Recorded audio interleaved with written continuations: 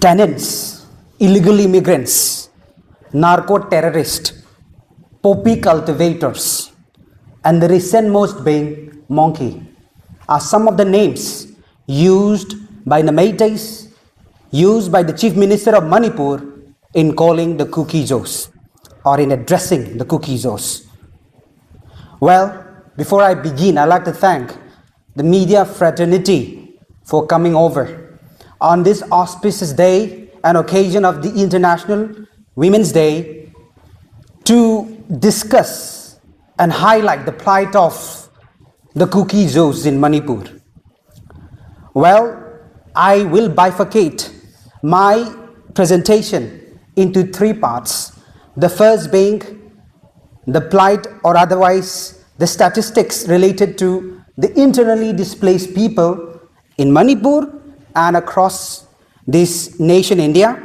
And the second will be to look critically at the Gita Mittal Committee appointed by the Supreme Court of India. And the third would be to look at the plight relating to the education of the internally displaced people pertaining to the Kuki-Zos. Well, up to date, meaning until today, we have in Mizoram, in 7 relief camps, close to 12,000 internally displaced people. Secondly, we have in Manipur, in Churachandpur, we have 18,000 internally displaced people in 115 relief camps. Mind you, these relief camps are not camps per se, but educational institutions, churches, community halls used as relief camps. And in Sadar Hills, Kangpokpi, we have close to 17,000 internally displaced people in 8 relief camps. Now, if you look at today, until today, we have 168 or more deaths of the Kuki-Zos in this ethnic violence. We have more than 200 plus villages burned down. We have more than 7,000 houses burned down. We have 360 plus churches and synagogues burned down. And in total, we have close to 50,000 or more internally displaced people in Manipur, Mizoram, and across the metropolitan cities in India. Now, if you have listened to the stories and have very clearly and distinctly heard the traumatized story of our victims. Today, if you look at the same kind of trauma, or even worse, are happening across relief camps. Well, to really understand with the statistics and the steps taken by the government of India to address this pressing issue, we have the Gita Mittal Committee, which was constituted 8 months ago in the month of August 2023.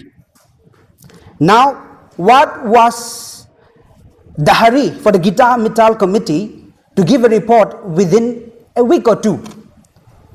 That simply shows the incompetency of the committee that was constituted. Now, to back my statement, I'll tell you, Mittal Committee was constituted to what? To highlight the loss of essential documentation of residents of Manipur have been dishoused or displaced. And in order to address this, another officer was supposed to be appointed by the Supreme Court to address anything related to documentation. Until today, the KSOD&NCR and KSO General Headquarters and student organization across metropolitan cities are running pillar to post to get back these documents. And mind you, on the day of the violence, on the night of 3rd May 2023, several documents of the students were burned down in Manipur University. Some of the students, even until today, after 10 months of this violence, are not able to trace back their documents. Which simply means no education until today. They cannot continue their education. They are fighting to the nail Where is this nodal officer which was appointed by the Guitar Metal Committee? What has it done? Number 2, Guitar Metal Committee was constituted to ensure that Manipur victim compensation scheme was ensured to all the victim families. I spoke to the ground people back in Manipur, and today, until today, there is no rehabilitation, there is no reconstruction, there is no resettlement, rebuilding of whatsoever. Forget about getting back your documents. Now, the report also says very glaringly how some of the victims have to be excluded because they were the beneficiary of some other schemes. What is this some other scheme that Guitar Metal Committee is talking about? Until today, there is no compensation, as I've mentioned. Nothing of that sort taken up from Guitar Metal's committee. And what has the committee done? To give a report in a hurry within 2 weeks, and that's it. No follow-up by the Supreme Court. Third, it was constituted so as to appoint a domain of expert or experts for administrative directions. What was that for? That was for to make sure that all the expenses are paid back for those who have lost their house, infrastructure rebuilding, rehabilitation, churches. Until today, have you ever come across? I have not come across any building being constructed or churches being rebuilt. In fact, if you look at the EBCC church in Lamphel is used as a relief camp by the Meiteis.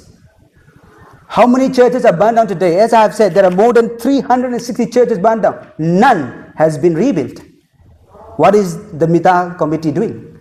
What is the Supreme Court of India, the Honorable Supreme Court of India, not looking into the status, the ground status of the Kuki-Zo people? Now, coming to the third point is regarding the education of our students.